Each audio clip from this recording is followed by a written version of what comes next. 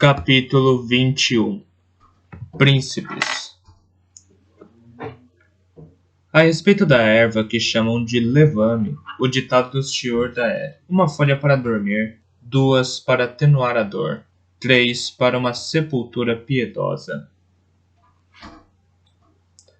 Perto do amanhecer, finalmente peguei no sono para ser acordado pelo príncipe Rurisk, atirando para o lado o painel que servia de porta para o meu quarto. Entrou num rompante, segurando uma garrafa, sacudindo um líquido dentro. A largura da veste que esvoaçava em volta dele mostrava que se tratava de um roupão de dormir. Rolei rapidamente para fora da cama e consegui ficar em pé, com a cama entre nós. Estava encurralado, indisposto e desarmado, com exceção da minha faca à cintura. Está vivo! Exclamou, espantado. Então avançou à minha direção com o frasco. Depressa, beba! Prefiro não fazer isso, falei, recuando enquanto ele avançava. Vendo minha prudência, ele fez uma pausa. Você tomou o veneno, disse-me cuidadosamente. É um milagre de Shranzuli que ainda esteja vivo. Isto é uma purga que o expulsará do seu corpo. Tome-a, talvez ainda viva. Não resta nada no meu corpo que precise ser purgado, disse-lhe sem rodeios, e então me apoiei na mesa, pois tinha começado a tremer. Eu sabia que tinha sido envenenado quando deixei vocês ontem à noite. E não me disse nada? Disse ele, incrédulo. Virou-se para a porta de onde Catrican espreitava agora timidamente. Tinha o cabelo em tranças desgrenhadas e os olhos vermelhos de choro. Foi possível prevenir, mas não graças a você, disse-lhe o irmão severamente. Vai e prepare para ele um caldo salgado com um pouco de carne da carne de ontem à noite. E traga alguns doces também, em quantidade suficiente para nós dois. E chá. Ande, menina tonta. Catrican saiu correndo como uma criança. Rurisk me indicou a cama com um gesto. Venha. Confie em mim, o suficiente para se sentar, antes que derrube a mesa com os seus tremores. Estou falando abertamente com você. Você e eu, Fitz Cavalaria, não temos tempo para desconfiança. Não temos muito o que conversar. Sentei-me, não tanto por confiar nele, mas mais por medo de cair se eu não fizesse isso. Sem formalidades, Rurisk sentou-se no outro canto da cama. A minha irmã, disse gravemente, é impetuosa. O pobre Veracidade vai achar que ela é mais menina que mulher, eu temo, e muito disso é culpa minha, pois eu a estraguei com mimos. Mas apesar de isso explicar como ela é apegada a mim, não há desculpa de envenenar o convidado, especialmente na véspera do casamento dela com o tio dele. Penso que eu teria sentido o mesmo a respeito disso em qualquer outra ocasião, disse eu, e Rurisk jogou a cabeça para trás e deu uma gargalhada. Você tem muito do seu pai. Ele teria concordado com isso, tenho certeza, mas tenho de explicar. Ela veio até mim há alguns dias para me dizer que você estava a caminho daqui para me eliminar. Disse-lhe então que isso não era problema dela e que eu próprio tomaria conta da situação. Mas, como te disse, ela é impulsiva. Ontem viu uma oportunidade e aproveitou-se dela, sem levar em conta como a morte de um convidado poderia afetar um casamento cuidadosamente negociado. Pensou apenas em livrar-se de você antes que os votos a ligassem aos 6 ducados e tornassem impensável um ato desses. Eu devia ter suspeitado disso quando ela te levou tão rapidamente para os jardins. As ervas que ela me deu? Ele assentiu com um aceno de cabeça e eu me senti um idiota. Mas depois de ter comido as ervas, você falou com ela de um jeito tão gentil que ela começou a duvidar que você... Mas depois de ter comido as ervas, você falou com ela de um jeito tão gentil que ela começou a duvidar que você pudesse ser tudo aquilo que ela tinha ouvido. Portanto, ela te perguntou diretamente, mas você evitou a pergunta, fingindo não compreender. Por causa disso, duvidou de você outra vez. Ainda assim, não devia ter demorado a noite toda para vir me contar o que tinha feito e as dúvidas sobre a sensatez do seu ato. Por isso, eu te peço desculpas. Tarde demais para pedir desculpas. Eu já desculpei vocês, eu me ouvi dizer. Rurisk me encarou. O seu pai também dizia isso. Ele olhou de relance para a porta, um momento antes de Catrican entrar. Assim que ela entrou, ele fechou o painel e pegou a bandeja que ela tinha trazido. Sente-se, disse-lhe severamente, e observe uma forma diferente de lidar com o assassino. Levantou uma pesada caneca da bandeja e bebeu abundantemente dela antes de me entregar. Lançou outro olhar de relance a Catrican. Se estava envenenada, Você acabou de matar o seu irmão também. Dividiu um folhado de maçã em 3 pedaços. Escolha um, disse para mim. E então pegou um para si mesmo e deu o que eu escolhi em seguida para Catrican, para que você possa ver que não há nada de estranho nesta comida. Vejo poucas razões para você me dar veneno hoje de manhã depois de vir me dizer que fui envenenado ontem à noite, admiti. Ainda assim, o meu paladar estava atento, procurando o mais ínfimo sabor errado, mas não havia nenhum. Era um folhado muito saboroso, recheado com maçãs maduras e especiarias. Mesmo se eu não estivesse com a barriga tão vazia, teria sido delicioso. Exatamente, disse Rurisk numa voz abafada, e engoliu. E se você fosse um assassino, e aqui lançou um olhar de aviso para que Catrican ficasse em silêncio, estaria na mesma posição. Alguns assassinos apenas são proveitosos se mais ninguém souber que são assassinatos. Assim, seria com a minha morte. Se me matasse agora, ou melhor, se eu morresse dentro dos próximos 6 meses, Catrican e Yonk gritariam aos 4 ventos que eu tinha sido assassinado. Dificilmente uma boa base para uma aliança entre povos, você não acha? Consegui fazer um aceno afirmativo com a cabeça. O caldo quente da caneca quase tinha parado os meus tremores, e o folhado doce tinha um sabor divino. Portanto, concordamos que, se você fosse um assassino, não haveria agora nenhuma vantagem em executar o meu assassinato. Na verdade, seria uma grande perda para você se eu morresse, pois o meu pai não é tão favorável a essa aliança quanto eu. Ah, ele sabe que é uma decisão sensata, no entanto, mas eu a vejo como mais do que sensata. Eu a vejo como indispensável. O rei sagaz... Diga isso ao rei sagaz, ele continuou. A nossa população cresce, mas o nosso solo arável é limitado. A caça selvagem pode alimentar apenas alguns. Chega um momento em que um país tende a se abrir ao comércio, especialmente um país tão pedregoso e montanhoso quanto o meu.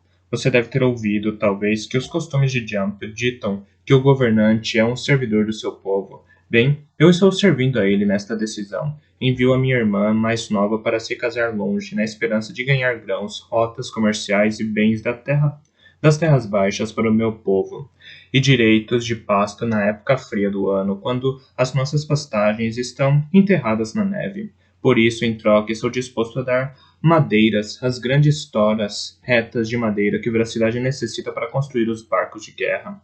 Mas nas nossas montanhas cresce carvalho branco como você nunca viu. É uma coisa que o meu pai recusaria. Ele tem antigas reservas quanto a cortar árvores vivas, e como majestoso ele vê a sua costa como um perigo, e o seu oceano como uma grande barreira. Mas eu vejo isso como seu pai viu.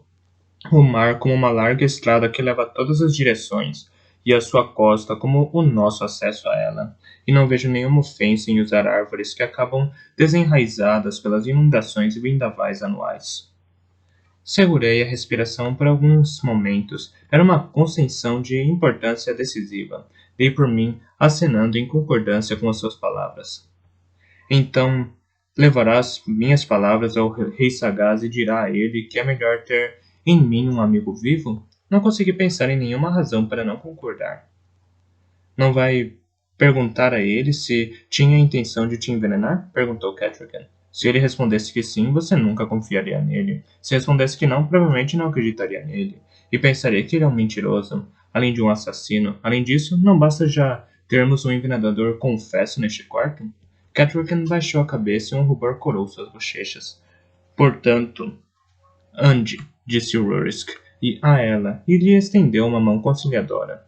O nosso hóspede precisa de do pouco de descanso que puder ter antes das festividades do dia, e nós devemos voltar aos nossos aposentos antes que a casa inteira comece a se perguntar por que andamos correndo por aí em trajes de dormir. E eles me deixaram para eu me deitar outra vez na cama e pensar: que tipo de gente era esta com quem eu estava lidando? Poderia eu acreditar na sua aberta honestidade ou era uma magnífica artimanha com sabe-se lá quais objetivos? Desejei que Breu estivesse ali. Cada vez mais sentia que nada era o que parecia ser. Não ousei cochilar, pois sabia que se adormecesse nada me acordaria até o cair da noite. Criadas vieram pouco tempo depois com jarros de água quente e fria, e fruta e queijo numa travessa, lembrando-me de que essas criadas eram talvez de melhor nascimento do que eu. Tratei todas elas com grande cortesia e mais tarde perguntei-me se não seria esse o segredo de uma casa harmoniosa que todos, criados e realeza, fossem tratados com a mesma cortesia.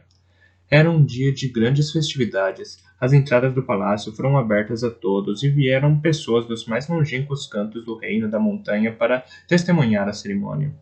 Poetas e menestréis se apresentaram e mais presentes foram trocados, o que incluiu a minha apresentação formal dos herbanários e das amostras de ervas para cultivo. Os animais para reprodução que tinham sido trazidos dos 6 ducados foram exibidos e depois oferecidos outra vez pelo rei àqueles que mais precisavam deles, ou que provavelmente seriam mais bem-sucedidos em tirar proveito deles. Um só carneiro ou touro, com uma fêmea ou duas, podiam ser enviados como presente comum a uma aldeia inteira. Todos os presentes, fossem aves ou gado, ou grão ou metal, foram trazidos para dentro do palácio para que todos pudessem admirá-los. O Bronco estava lá, e essa foi a primeira vez que o vi em vários dias. Devia ter se levantado antes da madrugada para conseguir que os animais, sob sua responsabilidade, se mostrassem tão lustrosos. Cada casco tinha sido recentemente lustrado, cada crina e cauda entrançada com fitas de cores vivas e sinos. A égua para Catrican estava selada e equipada com rédeas e arreios do mais fino couro, e da sua crina e cauda penduravam-se tantos minúsculos sinos de prata que cada abanar da cauda era um coro de sons tilintantes. Os nossos cavalos eram criaturas diferentes da raça pequena e felpuda que era comum entre o povo da montanha, e atraíram muita atenção. Bronco parecia cansado, mas orgulhoso, e os cavalos permaneceram tranquilos no meio do clamor. Catrican passou muito tempo admirando a égua, e eu via sua cortesia e deferência derreterem a circunspecção de Bronco. Quando me aproximei, fiquei surpreso ao ouvi-lo falar em churda hesitante, mas claro. Mas uma surpresa ainda maior me esperava durante a tarde.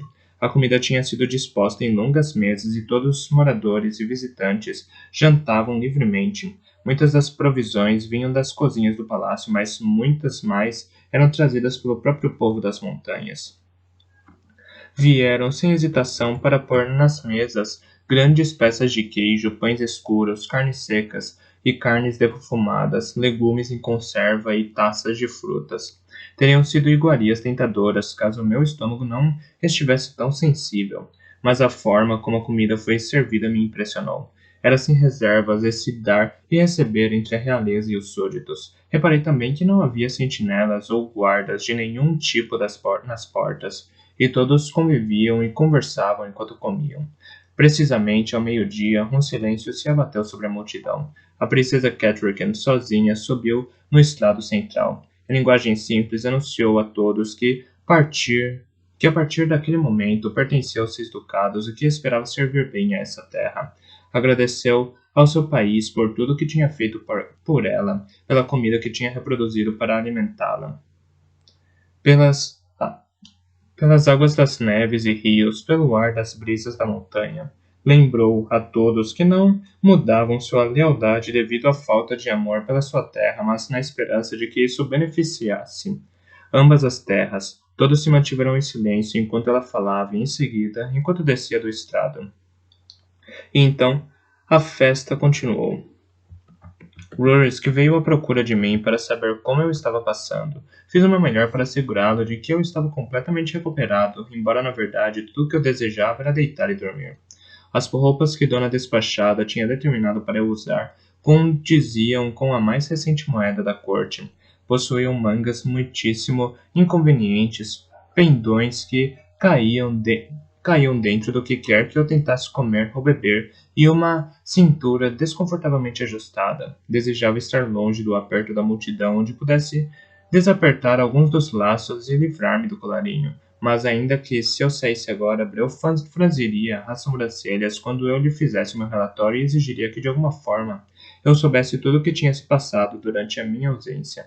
Rurisk, creio, percebeu a minha necessidade de um pouco de calmaria, pois propôs subitamente que saíssemos para um passeio pelos seus canis. Deixe-me te mostrar o que a adição de um pouco de sangue dos 6 ducados há poucos anos fez aos meus cães. Ele propôs. Deixamos o palácio e caminhamos para baixo por um curto caminho até chegar a uma longa construção de madeira. O ar limpo desanuviou a minha mente e me deu ânimo. Dentro do canil, ele me mostrou um cercado onde uma cadela tomava conta de uma ninhada de crias ruivas. Eram criaturinhas saudáveis, de pelo lustroso, dando mordidinhas e tropeçando na palha. Vieram prontamente até nós sem demonstrar nenhum receio. Estes são da linhagem de Torre do Cervo, e o seu faro é tão bom que são capazes de continuar seguindo um rastro mesmo durante uma tempestade.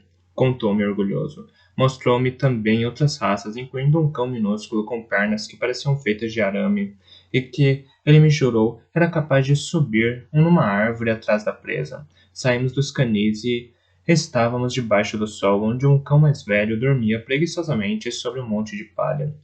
Continue dormindo, meu velho. Você fez filhos o suficiente para nunca mais precisar caçar outra vez. A menos que queira fazer isso, disse-lhe Rusk num tom cheio de simpatia.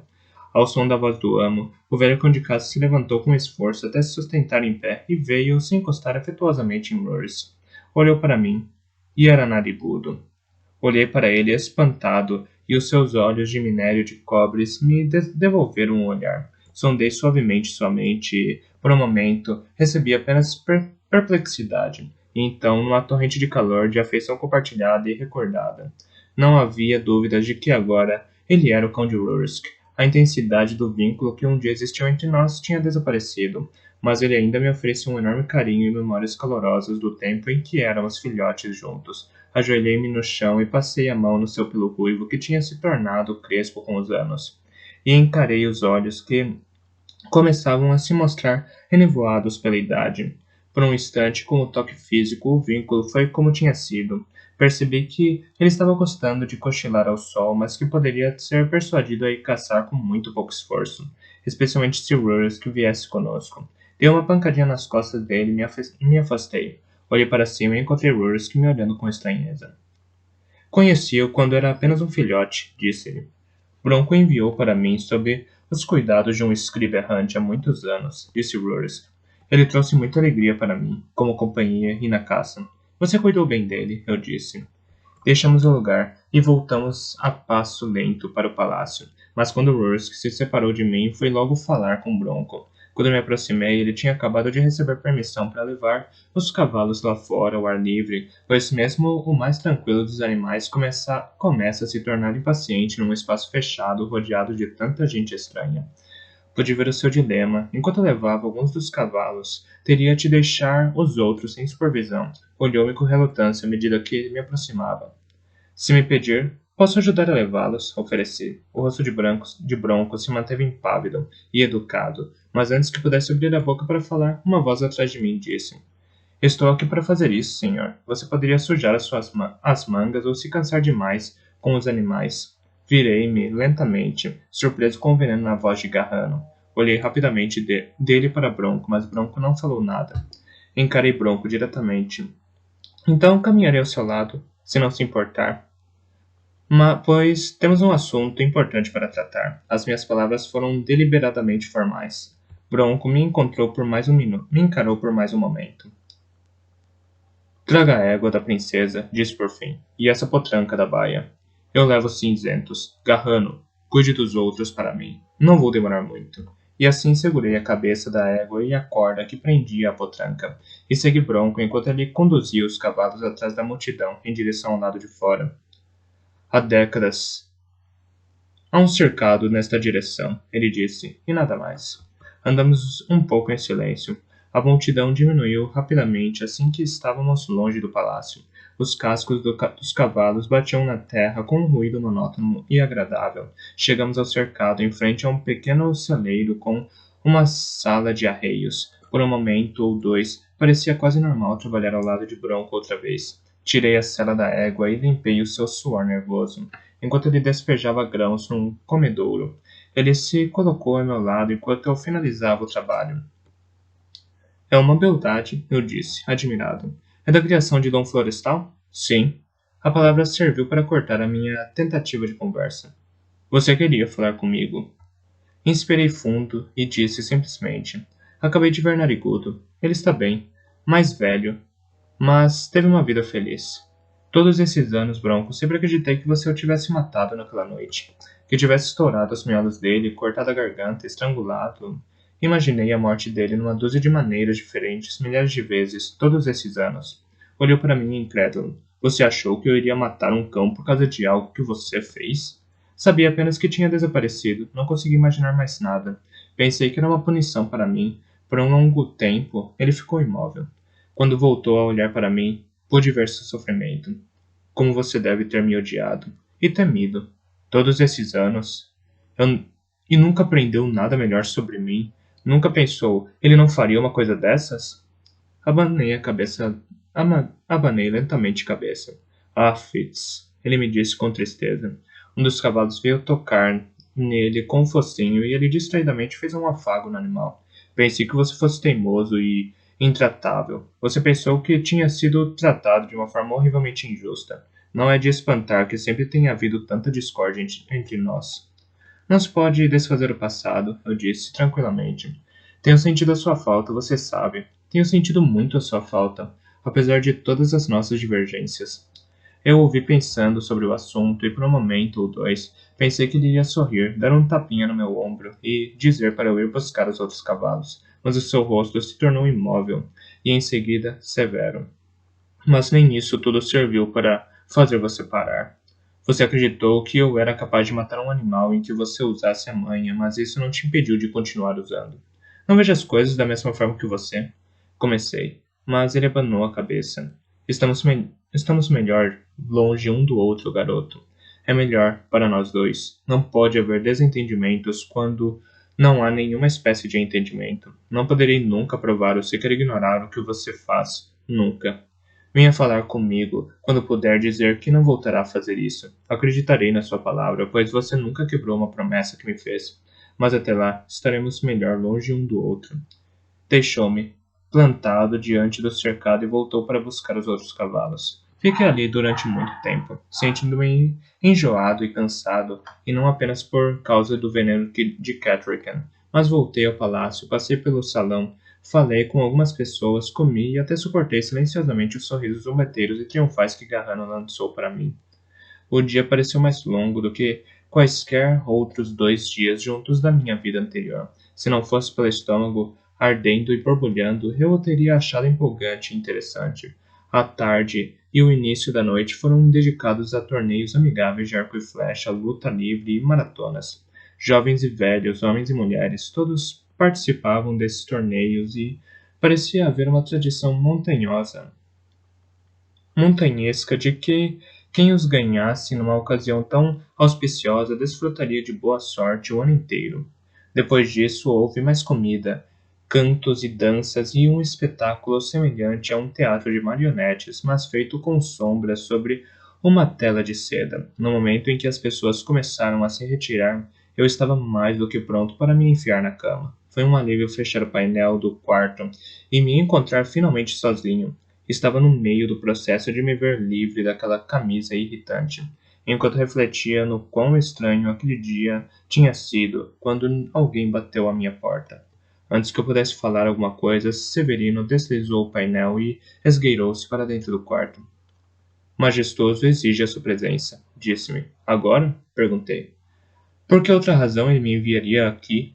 Agora? Severino perguntou. Cansado, voltei a vestir a camisa e eu acompanhei para fora do quarto. Os aposentos de Majestoso ficavam num nível mais alto no palácio. Não era realmente um segundo andar, mas mais um terraço de madeira construído em um dos lados do grande salão. As paredes eram painéis e havia uma espécie de varanda de onde ele podia ver lá embaixo, antes de descer. Esses quartos eram muito mais ricamente decorados. Alguns dos adornos eram obviamente churda, pássaros em cores vivas pintados em painéis de seda e estatuetas talhadas em âmbar, mas muitas das tapeçarias, estátuas e penduricalhos pareciam coisas que Majestoso tinha adquirido para seu próprio prazer e conforto. Fiquei esperando na antessala enquanto ele terminava o banho. No momento em que ele apareceu lentamente, vestindo uma camisola, eu mal podia manter os olhos abertos. Então? Ele me perguntou. Olhei para ele sem expressão. Você me chamou, eu lembrei. Sim, realmente. Eu gostaria de saber por que isso foi necessário. Pensei que você tivesse recebido treinamento para esse tipo de coisa. Quanto tempo você ia ficar à espera antes de vir me apresentar um relatório? Não consegui pensar em nada para dizer. Nunca tinha sequer remotamente considerado ter de apresentar relatórios a Majestoso. A sagaz obreu definitivamente, e a veracidade.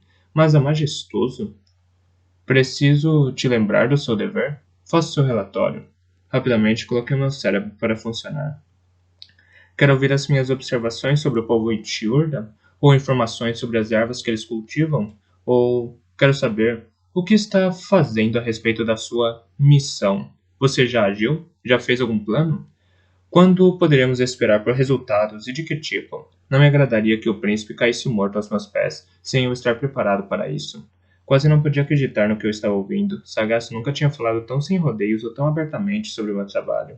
Mesmo quando a nossa privacidade estava garantida, ele dava voltas, ia para lá e para cá, e me deixava tirar minhas próprias conclusões. Tinha visto Severino ir para o outro quarto, mas não tinha ideia de onde o homem estava agora ou como o som ressoava naqueles cômodos. E Majestoso falava como se discutíssemos uma ferradura a ser colocada em um cavalo. Você está sendo insolente ou estúpido? Perguntou Majestoso. Nenhum dos dois. Respondi tão educadamente quanto foi possível. Estou sendo cauteloso, meu príncipe. Juntei a última frase na esperança de pôr a nossa conversa em um nível mais formal. Está sendo estupidamente cauteloso. Confio no meu camareiro. E não há mais ninguém aqui, portanto, faça seu relatório. Meu assassino bastardo. Disse as últimas palavras como se as achasse engenhosamente sarcásticas. Inspirei fundo e lembrei-me de que era um homem do rei, e que, naquele momento e lugar, era o mais próximo do rei que eu iria alcançar. Escolhi as palavras cuidadosamente. Ontem, no jardim, a princesa Catherine me disse que você tinha revelado a ela que eu era um envenenador e que o irmão dela, Rurisk, era o meu alvo. Mentira, disse Majestoso decisivamente. Não disse nada disso para ela. Ou você se traiu desajeitadamente, ou ela estava simplesmente te sondando em busca de informação. Espero que não tenha estragado tudo se revelando a ela. Eu podia mentir muito melhor do que aquilo. Ignorei os seus comentários e continuei. Dei-lhe um relatório completo de como fui envenenado e da visita matinal de Rurisk e Catherine. Repeti a nossa conversa ponto por ponto. Quando eu tinha terminado, o Majestoso passou alguns minutos olhando para as unhas antes de falar comigo. E você já tomou uma decisão quanto ao método e ao momento certo? Tentei não mostrar minha surpresa. Nas atuais circunstâncias, pensei que seria melhor abandonar a missão. Falta de coragem, observou Majestoso com repugnância. Pedi ao meu pai que enviasse aquela rameira velha, a Dama Timo. Nesse momento, ela já o teria mandado para a cova. Senhor? Perguntei. Por ele se referir a Breu como Dama Timo, tive com certeza de que ele não sabia de nada. Senhor? Majestoso me imitou, e pela primeira vez percebi que ele estava bêbado. Fisicamente, ele suportava bem a bebida. Não fedia álcool, mas trazia toda a sua mesquinhez à tona. Suspirou profundamente, como se lhe faltassem palavras para exprimir o quanto se sentia repugnado, e então se jogou em cima de um sofá enfeitado com cobertores e almofadas. Nada mudou. Ele me informou. Foi dada uma tarefa para você. Execute-a. Se for esperto, disse, fará a coisa parecer um acidente. Tendo sido tão ingenuamente franco com Catherine e Rurisk que ninguém esperará por isso. Mas quero que seja feito. E antes de amanhã à noite. Antes da cerimônia? Perguntei incrédulo. Você não acha que a morte do irmão da noiva poderia levá-la a cancelar o casamento? Não seria mais do que temporário se ela fizesse isso. Tenho-a bem presa em minhas mãos, garoto. Ela é fácil de encantar. Essa parte é por minha conta. A sua é se livrar do irmão. Agora, como é que vai fazer isso? Não faço ideia. Pareceu ser uma resposta melhor do que dizer que não tinha nenhuma intenção de fazer isso. Voltaria à Torre do Cervo e informaria Sagaz e Breu. Se me dissessem que eu tinha tomado a decisão errada, então poderiam fazer o que quisessem comigo. Mas me lembrei da própria voz do Majestoso, há muito tempo ao citar Sagaz. Não faço o que não pode desfazer, até ter considerado o que não poderá fazer depois de tê-lo feito. E quando saberá? Perguntou sarcasticamente. Não sei, disse na defensiva. Essas coisas não podem ser feitas por impulso ou desestradamente. Preciso estudar o homem e os seus hábitos, explorar os seus aposentos e descobrir os hábitos dos criados. Preciso encontrar uma maneira de... O casamento acontecerá dentro de 2 dias, interrompeu Majestoso. O foco dos olhos dele se suavizou. Já estou a par de todas as coisas que você diz que precisa descobrir. O mais fácil, por conseguinte, é que eu planeje para você. Venha até mim amanhã à noite e eu te darei as ordens. Tenha isso em mente, bastardo. Não quero que haja antes de me informar. Eu consideraria qualquer surpresa desagradável. Você a consideraria mortífera. Ergueu os olhos até os meus, mas eu mantive o rosto cuidadosamente inexpressivo. Está dispensado, disse-me majestoso. Venha me ver aqui amanhã à noite, nesta mesma hora. Não me faça enviar Severino para ir buscar você. Ele tem tarefas mais importantes e não pense que o meu pai não vai ficar sabendo da sua negligência. Ele vai. Ele vai se arrepender de não ter enviado a cadela Timo para fazer esse trabalhinho. Recostou-se pesadamente e bocejou, e eu captei o hálito de vinho e um fumo sutil. Perguntei-me se não estaria aprendendo os hábitos da mãe. Voltei aos meus aposentos com a intenção de refletir cautelosamente sobre todas as opções e formular um plano. Mas estava tão cansado e ainda meio enjoado que mal encostei a cabeça no travesseiro, adormeci.